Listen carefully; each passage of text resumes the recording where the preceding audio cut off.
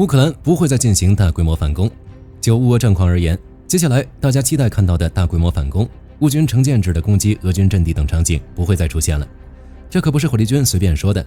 无论是战场环境还是乌军近期的举动，都证明了这一点。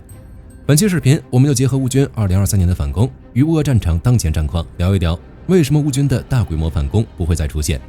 如果乌军真的这样做，又有什么后果？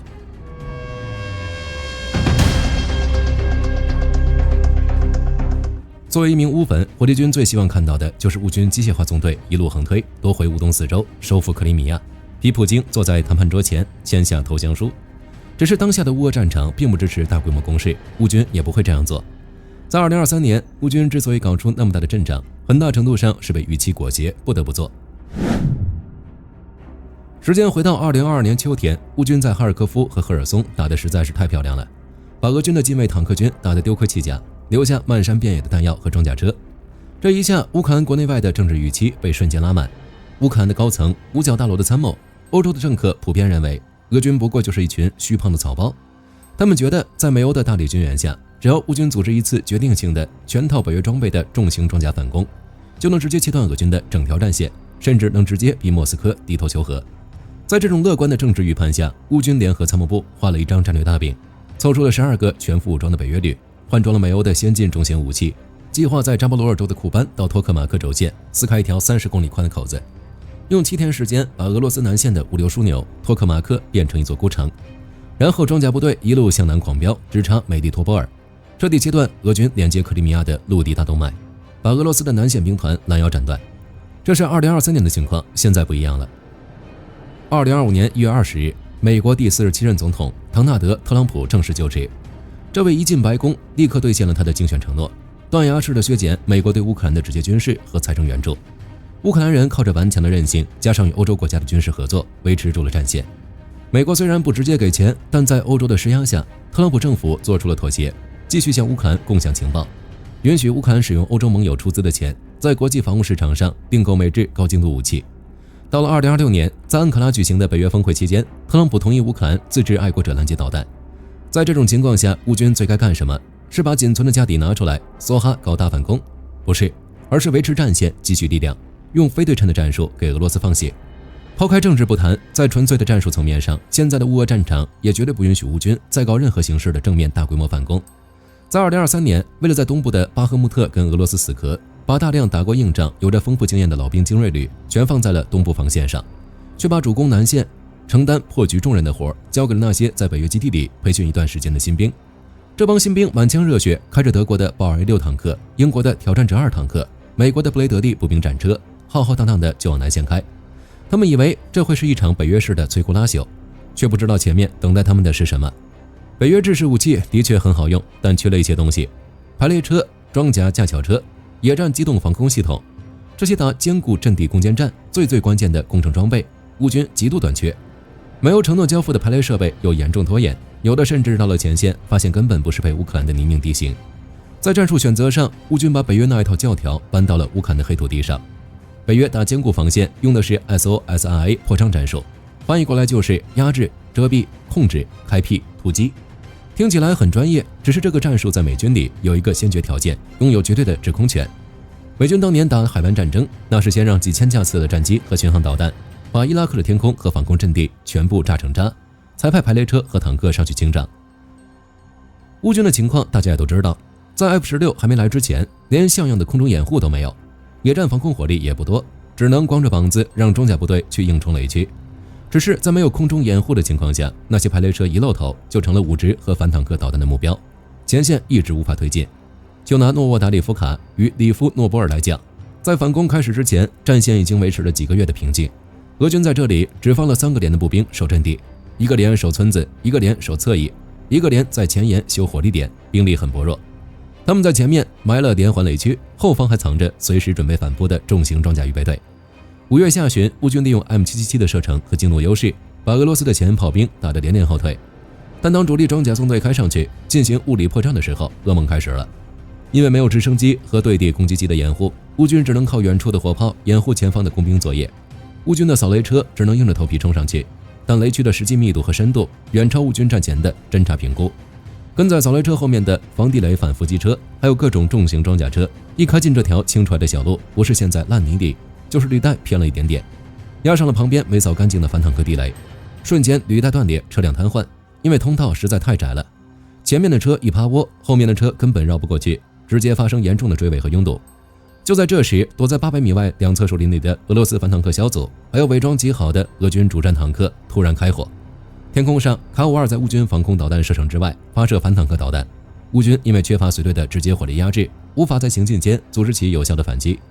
最终，指挥官只能眼睁睁地看着那些造价昂贵的排雷工程车豹2、布雷德利被俄军的直射火力和巡飞弹逐一摧毁。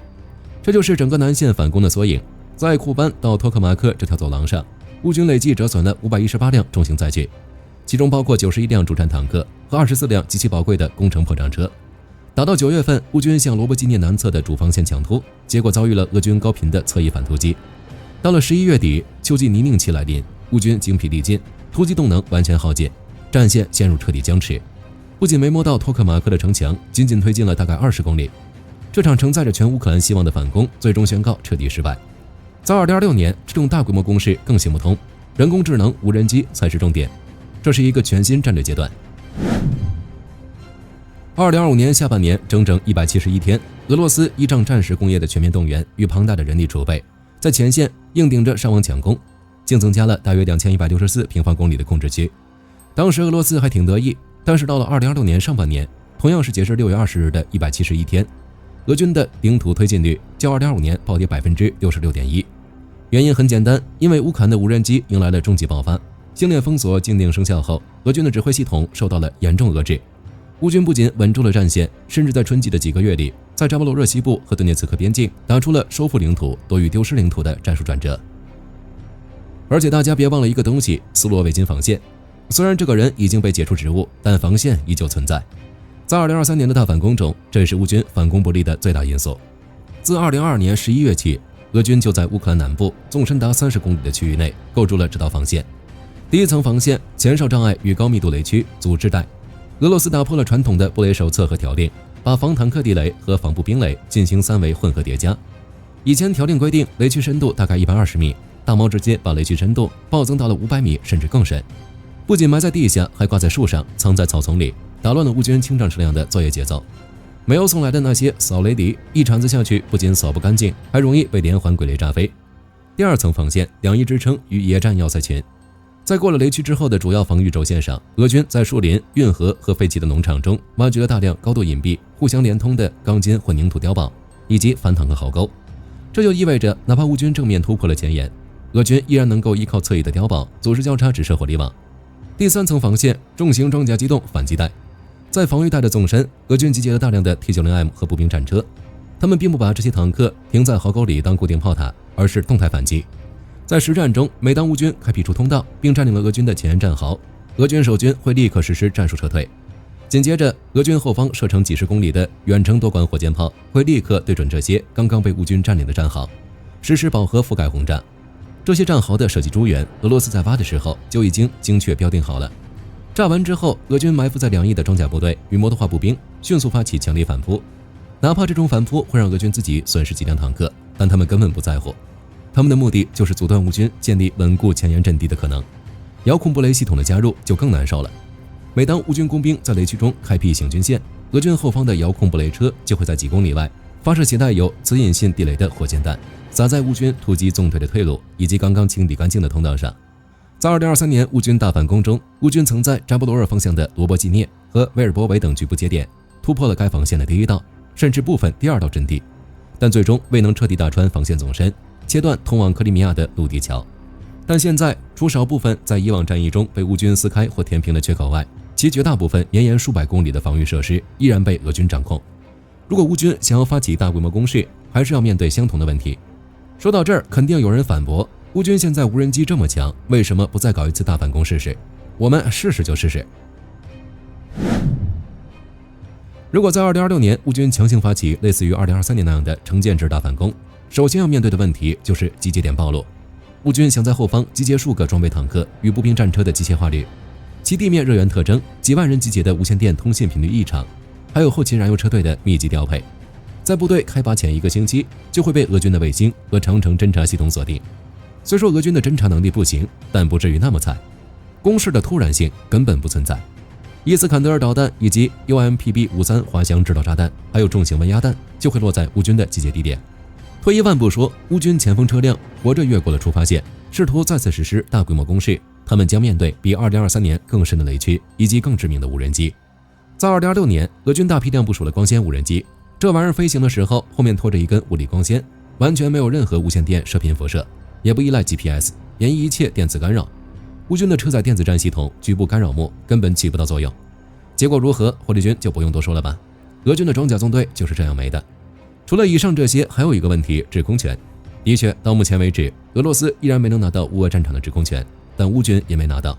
一旦乌军清障前锋因扫雷车被毁，在狭窄的安全行军道上发生严重拥堵，俄罗斯的战术空军就会扑过来。苏34在几十公里外的高空向行军道上方投放大量重达数百公斤甚至 1.5 吨的滑翔炸弹。在这种情况下，无论是乌军的布雷德地战车还是豹二坦克，将在几分钟内被炸成废铁。即使抛开战术，乌克兰的家底也不允许大规模反攻。首先是人力资源的不可逆亏空，经典的建制化大反攻需要数十个训练有素、战术熟练度极高、相互配合默契的诸兵种合成化装甲旅。这几年打下来，百战老兵伤亡惨重。乌克兰目前面临征兵危机，人口老龄化比例极高，年轻人流失严重，导致其根本无法在国内重新组建并维持一支拥有数十万兵力且高士气、受过良好跨兵种训练的庞大战役预备队。其次是重型装备的损失。在2026年，欧洲盟友提供资金购买的装备多以防御性无人机、轻型装甲和防空弹药为主。最核心的重型主战坦克、专业扫雷坦克和架桥工程载具供应几乎处于全面停滞状态。在缺乏这些核心突击装备且制空权永远无法夺取的前提下，强行发起传统大攻势，在战术学上皆为自杀行为。当然了，作为乌粉，火力军说的肯定不止这些。既然大规模成建制的反攻不行，那我们可以搞点新花样，比如分布式、非对称、非接触式战略反攻，逐步收复失地。面对美元缩水与人员消耗的极端困境，乌克兰在2026年以自主研发创新体系与敏捷的初创军工文化，实现了一场军工技术革命。最具代表性的就是无人机，比如光纤无人机。到了2025年7月，这种光纤无人机的打击半径已经被拉伸到了40公里以上。还有我们之前常聊的中程打击无人机。就当前的战况来说，前线俄军的任何重装甲、火炮甚至指挥部攻势，只要敢进入200公里以内，就会面临无人机的定点爆破。配合无人机的则是 Delta 战场透视系统，这个乌克兰自主开发的战场信息透明和分发网络，在2026年实现了完全的 AI 化集成。它能将前线数十万架无人机的机载视频、红外夜视、没有提供的卫星数据，甚至乌克兰民众拍摄的现场视频，全部汇总到云端，通过底层的 AI 目标识别算法自动完成敌我辨识，并将精确的目标 GPS 诸元直接推送给战区内最近的野战火炮、海马斯火箭炮或者无人机，随后一击必杀。